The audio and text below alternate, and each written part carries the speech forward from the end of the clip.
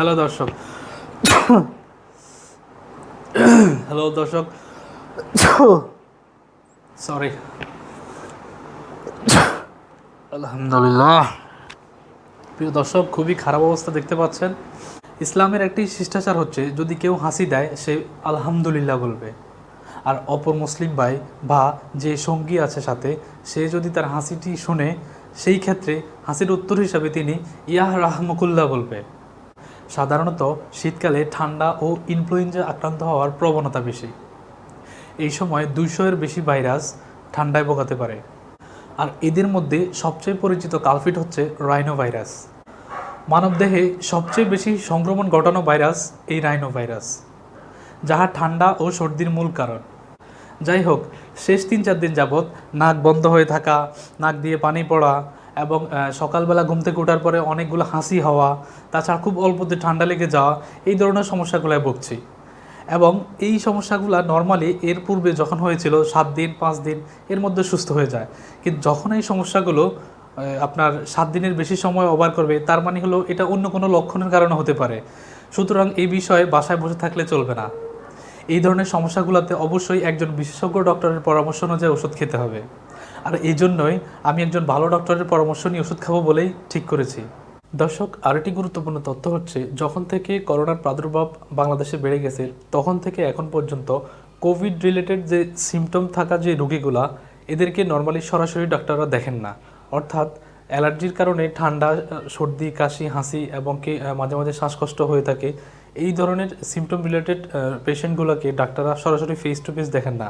এক্ষেত্রে ডাক্তাররা চেম্বারে হলো একজন অ্যাসিস্ট্যান্ট রেখে দেন, এবং ওনারা বাসা থেকে জুম কলে অথবা হলো ভিডিও চ্যাটিংয়ের মাধ্যমে হলো পেশেন্টের সমস্যাগুলো শুনে শুনে হলো ওনারা প্রেসক্রিপশন করে।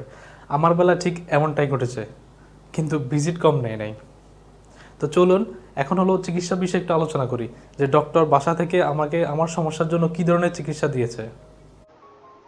Treatment for cold, asthma and allergic rhinitis, that means ঠান্ডা জাতীয় সমস্যা এবং শ্বাসকষ্ট হওয়া এবং অ্যালার্জির কারণে নাক দিয়ে পানি পড়া, এছাড়াও অর্থাৎ কোভিডের সিমটম যেমন অর্থাৎ হলো বেশি বেশি হাঁচি হওয়া, কাশি হওয়া এবং নাক দিয়ে পানি পড়া, নর্মালি এগুলো হলে আমরা কোভিডের সিমটম মনে করি। তো আসলে এই আমার কোভিডের আগেই আমি ডক্টর দেখাইছি, যখন হলো আমার মনে হচ্ছিল যে আমি আসলে মানে দীর্ঘদিন যাবত এই সমস্যাটা খুবই সহজে ঠান্ডা লেগে যাচ্ছে, এবং ওষুধ খাচ্ছি, দেখা দেখা যাচ্ছে যে লং টাইম প্রোটেকশন পাচ্ছি না। তার জন্য এই স্পেশালিস্ট একজন ডক্টর দেখানো। তো স্যার যেভাবে হলো ইনস্ট্রাকশন দিয়েছেন এবং যেভাবে ওষুধগুলো লিখেছেন, আমি সম্পূর্ণ ডোজটি কমপ্লিট করার পরে আলহামদুলিল্লাহ আমি অনেক ভালো উপকার পেয়েছি। তো আমি সেটা আপনাদের সাথে শেয়ার করতেছি। ডক্টরের নেম, ডিটেলস, ওকে। তো দেখেন, সেটা হলো আমি কি কি সমস্যার জন্য ডাক্তারের শরণাপন্ন হই। তো শুরুতে আমি যখন ডাক্তারের চেম্বারে যাই, তখন ডাক্তার আমাকে জুম কলে জিজ্ঞাসা করছিল যে আপনার সমস্যা কি, সমস্যাগুলো বলুন। তখন আমার যে সমস্যাগুলো সেগুলো আমি এখানে লিখেছি, দেখেন সুন্দর করে। খুব অল্পতে ঠান্ডা লেগে যাওয়া, সকালবেলা অনেক ঘুম থেকে ওঠার পরে অনেক বেশি হাসি হয়, এবং কি ধুলাবালিতে গেলে খুব অল্পতেই ঠান্ডা লেগে যায়, এবং নাক দিয়ে পানি পড়া। হ্যাঁ, দেখা যায় যে ঠান্ডা লেগে গেলে এরপরে নাক দিয়ে পানি পড়া শুরু হয়ে যায়। আর মাঝে মাঝে শ্বাসকষ্ট হওয়া, অর্থাৎ হলো যখন কি বলে এটাকে, অনেক নাক দিয়ে পানি যায়, এরপরে অনেক বেশি হাসি হতে থাকে। হাসি হতে হতে একসময় দেখা যাচ্ছে যে মনে হচ্ছে নিঃশ্বাস নিতে কষ্ট হচ্ছে। বিশেষ করে শীতের সময় অনেক বেশি সমস্যা হয়, অর্থাৎ শীত আসতেছে, এই যে ঠান্ডা পানি দিয়ে গোসল করার পরে ঠান্ডা লেগে যায়। তো এগুলোর জন্য হলো ডাক্তারকে এগুলো বলার পরে ডাক্তার কিছু টেস্ট দিয়েছিল, সেগুলো আপনাদেরকে দেখাচ্ছি। তো ডাক্তার হলো আমাকে সিবিসি উইথ ইএসআর দিয়েছে। সিরামাইজি, সিরামাইজিটি হলো অ্যালার্জি, আপনার শরীরে অ্যালার্জির পরিমাণ কতটুকু আছে সেটা হলো সিরামাইজিজি। ফেরিনাজাল সাইনাস, এটা নাকের একটা X ray. TSS, thyroid stimulating hormone, যেমন থাইরয়েড হরমোনের কারণে কোনো সমস্যা হয়েছে কিনা। Chest X ray, PA view, বুকের এক্স রে দিয়েছে। তো এই যে টেস্টগুলো, এগুলা টোটাল কস্টিংটা কেমন, এই বিষয়ে আমি হালকা একটু ধারণা দিচ্ছি আপনাদেরকে। যদি আপনি আপনার যদি এই ধরনের ঠান্ডা রিলেটেড সমস্যাগুলো থাকে, আপনি এই টেস্টগুলো করাই নিতে পারেন। নিলে হয়তো ডক্টরকে দেখাইলে আরো ভালো ট্রিটমেন্ট পাবেন, এবং হয়তো মেডিসিনও চেঞ্জ করে দিতে পারে। এগুলোর টোটাল কস্ট কেমন সেটা দেখা দিচ্ছি। সিবিসি উইথ ইএসআর 500 টাকা, সিরামাইজি 800 টাকা, পিএনএস 600 টাকা, টিএসএস 800 টাকা, চেস্ট এক্স-রে 600 টাকা।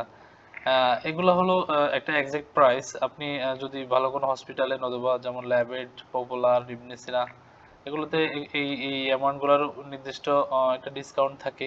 ডিসকাউন্ট তারপর অনেক কমে যাবে। আপনি চাইলে সম্ভব হলে এগুলো টেস্টগুলো করিয়ে নিতে পারেন, বেটার হয়। আমি টেস্টগুলো করাইছি।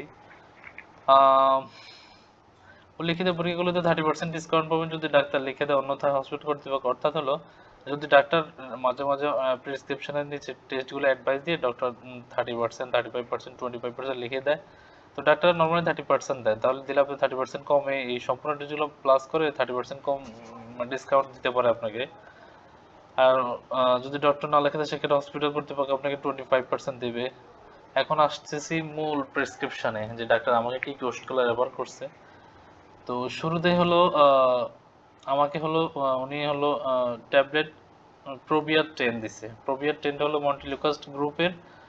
এটি ঠান্ডা এবং কাশির জন্য অর্থাৎ শ্বাস নিতে কষ্ট হওয়া জন্য খুবই ভালো একটা ওষুধ এটা প্রোবিয়ার 10। প্রতিদিন রাতে একটি করে খাওয়ার পর 2 মাস চলবে। বলছে যে ওষুধটা 2 মাস খাইতে। আমি আপনাদেরকে আবারও বলতেছি যে ওষুধগুলো ডক্টর যেভাবে দিয়েছে ঠিক একইভাবে আপনি আজকে রাতে একটা খাইছেন, কালকে রাত্রে ভুলে গেছেন, পরশু রাত্রে খাইছেন, এইভাবে খাইলে হবে না। কন্টিনিউ একটা প্রসেসে ডাক্তারের ট্রিটমেন্ট গ্রহণ করতে হবে এবং 2 মাস খাইতে হবে টানা।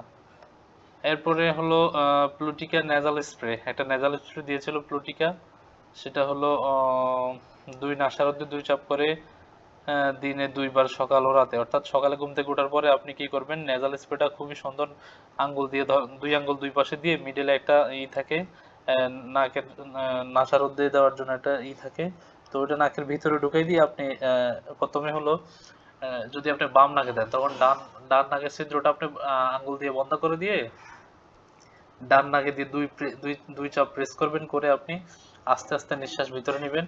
আর অবশ্যই নাকের পাশের ছিদ্রটা আপনি বন্ধ করে রাখবেন আঙ্গুল দিয়ে। এভাবে একই পদ্ধতিতে আপনি দ্বিতীয় নাকে দিবেন। তো 2 চাপ করে 2 নাকে 4 চাপ এবং রাতে 4 চাপ। এইভাবে হলো সকালে একবার রাতে একবার দিতে হবে আর কি। ট্যাবলেট হলো রূপা 10। রূপা 10টা অ্যালার্জির জন্য খুবই একটা ভালো ওষুধ, মানে নিঃসন্দেহে ভালো ওষুধ। মানে আমি খাওয়ার পরে আমার এত মানে কুইকলি কাজ করছে যে আসলে বলে বোঝাতে পারবো না। ইভেন এখনো যদি মাঝে মাঝে ওই ঠান্ডা হালকা একটু সমস্যা, একটা রূপা খাইলে আমার সলভ হয়ে যায়, মানে ঠান্ডার সমস্যাগুলো মোটামুটি সলভ হয়ে যায়। এটা হলো একটা করে প্রতিদিন রাতে একটি খাওয়ার পর 2 মাস। এটাও সেম, যতদিন প্রোবিয়ার 10 খাবেন ততদিন রূপা 10 খেতে হবে। ট্যাবলেট ডেফলাকোর 24, এটা হলো আমাকে প্রতিদিন সকালে একটা করে 14 দিন খাইতে বলছিল ডেফলাকোরটা। এটা অ্যালার্জি ওষুধই। এগুলো সবগুলোর ইন্ডিকেশন আমি দেখেছি এবং কি ওয়েল নন ওষুধ, খুবই ভালো উপকার করছে এই মানে ছোট্ট একটা প্রেসক্রিপশনে আলহামদুলিল্লাহ আমি লং টাইম একটা প্রোটেকশন পেয়েছি। ওষুধগুলো ব্যবহারের পরে আলহামদুলিল্লাহ শরীরে কিছু পরিবর্তন লক্ষ্য করেছি, আর আগের মতো ঘন ঘন ঠান্ডা লাগার প্রবণতা অনেকটাই হ্রাস পেয়েছে। দর্শক, ওষুধ সেবন করে ভালো উপকার পাওয়ার জন্য অবশ্যই ডাক্তারের যে নিয়ম, ওই নিয়ম মেপে ওষুধ খেতে হবে।